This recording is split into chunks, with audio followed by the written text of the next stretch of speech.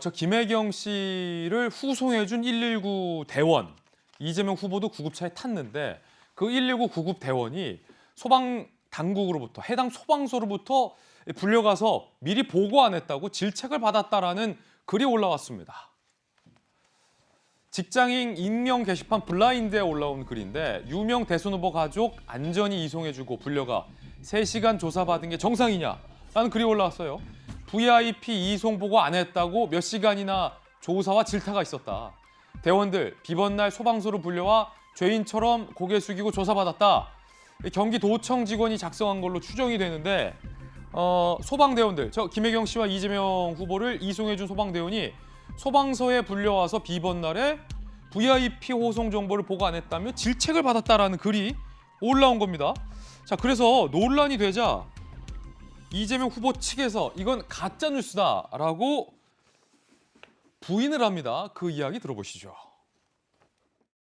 구급대원들이 왜 VIP를 상부에 보고를 하질 않았냐라고 하는 이유로 뭐 2~3시간 이렇게 닥달을 당했다, 뭐 그런 그 보도가 있던데, 제가 확인한 바로는 사실이 아닌 것으로 알고 있습니다. 제가 볼 때는 조금 이것도 악의적인 그런 그 가짜뉴스 형태의 작용이 있지 않는가 싶은데. 이재명 후보 측에서는 이것도 가짜뉴스다라고 거듭 사실이 아니다, 가짜뉴스다라고 부인을 했는데 확인 결과 경기도 소방재난본부와 해당 본부 관계자 모두 그런 질책이 있었다라고 인정을 했습니다. 경기도 소방재난본부예요. 이송보고 누락 이후로 출동대원들 질책받은 사실이 확인됐다. 부적절한 조사 진행한 해당 직원 엄중 경고 후 위법 시 문책 방침 알려집니다. 해당 본부 관계자 VIP 이송 시 이런 일이 있었다, 인수인계 정도 있지만 규정 없고 필수도 아니다. 그럼 결국 규정도 아니고 필수도 아닌 일로 경기도 소방재난본부 하에서 누군가가 저 소방대원들을 질책한 일이 있었는데 굉장히 부적절한 질책이죠. VIP 보고를 안 했다고. 그런데 이재명 후보 측에선 사실 확인해봤는데 이건 가짜뉴스다라고 또 언론 탓을 한 셈이 돼버렸습니다. 박정원 대변인, 네.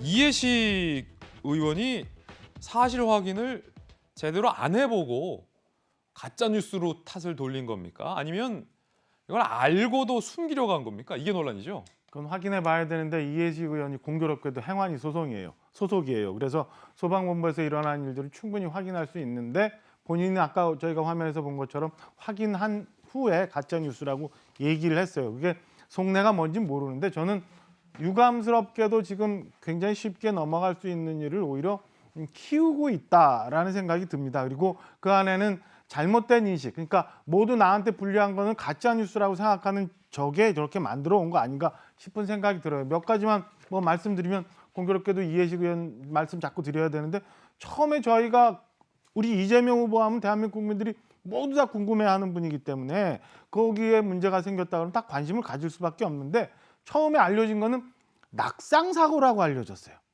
낙상사고라고 알려진 거는 저희가 지금 통화 과정에서 사실관계를 확인하게 되는 것처럼 전혀 좀 다른 의미거든요. 저는 이 사고 자체에 대해서 의심을 품고 뭐 이런 건 없어요. 그게 맞으려니라고 생각을 합니다. 근데 대응을 얘기하는데 처음에 낙상사고라고 얘기하니까 어디선가 뭐 떨어졌나 뭐 이런 얘기들을 하게 되고 생각을 할 수밖에 없는 상황이거든요. 근데 애초 발표를 그렇게 했단 말이에요. 그러면은 1시간이나 2시간 늦더라도 좀 확인을 하고 난 다음에 얘기를 해줬으면, 발표를 해줬으면 이런 오해들이 없었을 텐데 하는 점 하나. 두 번째, 좀 전에 우리 소방본부 직원들이 당일 119 출동했던 직원들이 다음 날 소방의 날인데도 불구하고 비번인데도 불구하고 왜 보고 안 했냐고 해서 쫓아가서 혼쭐을 나고, 또 그 혼쭐을 냈던 또 임원은 또 지금 또 징계를 받을 처지의 상황에 처해 있는데, 저는 그 부분도 상식적으로 납득이 안 되는 게, 소방본부는 경기도지사가 임명권자예요. 예. 근데 직속 상관이에요.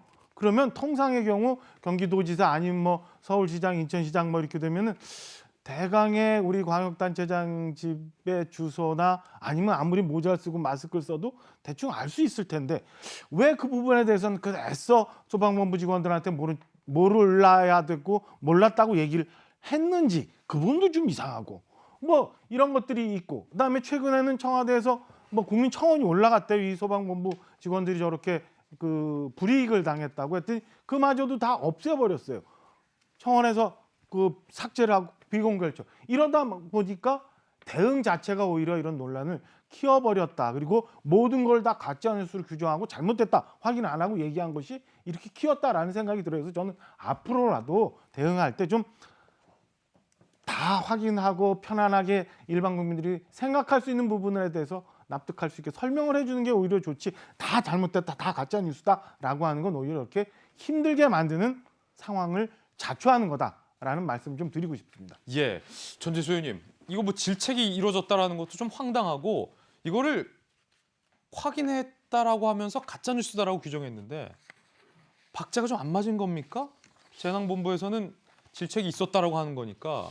그러니까 그게 이제 일이 이제 10일 날 있었던 거고 보도가 아마 11일 날 있고 이해식 의원이 아마 12일 날 이제 아마 해명을 한 것 같은데 아마 그 사실 확인 과정이 아마 철저하지 못한 측면이 있지 않을까. 뭐도 저도 이제 자세하게 잘 모르겠는데 예. 근데 어떻든 이재명 후보 입장에서는 그러니까 아까 그 저 전화 그 119에 그 앰뷸런스 요청을 하는 전화 통화를 하잖아요. 거기에 보면 더 전체 내용을 보게 되면 그 전화를 받은 직원이 그 집 주소를 6번을 물어요. 몇 동 몇 호냐.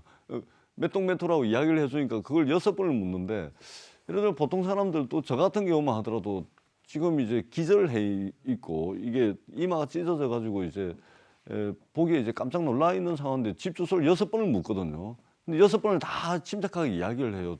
그래서 저 같은 경우면은 좀 짜증도 나고 화도 날 것 같은데 뭐 집 주소를 무슨 한두 번이면 되는데 6번씩이나 물어보고 이런 거 있거든. 그런 측면에서 보면은 이재명 후보가 굉장히 이제 침착하게 잘 대응을 했고 그 다음에 이 그때 출동했던 분들 이런 분들에 대해서 여러 경로를 통해서 고맙다 감사하다 이렇게 또 격려를 여러 차례 이제 했다고 합니다. 그런데 저는 저게 왜 질책을 받았는지 아마 내부 규정에 무슨 규정이 있어서 질책을 받았는지 이거는 확인을 해봐야 되겠습니다만 굳이 질책을 할 일인가 그런 의구심은 좀 가지고 있습니다. 그렇죠. 이해식 의원은 이재명 후보 측은 모든 게 가짜 뉴스라는 의미가 아니라 일부 사실이 다르다는 것을 말하려 했다라고 해명했는데 분명히 사실이 아니다라고 재차 말씀을 하셔서 이 해명에도 논란이 좀 일고 있습니다.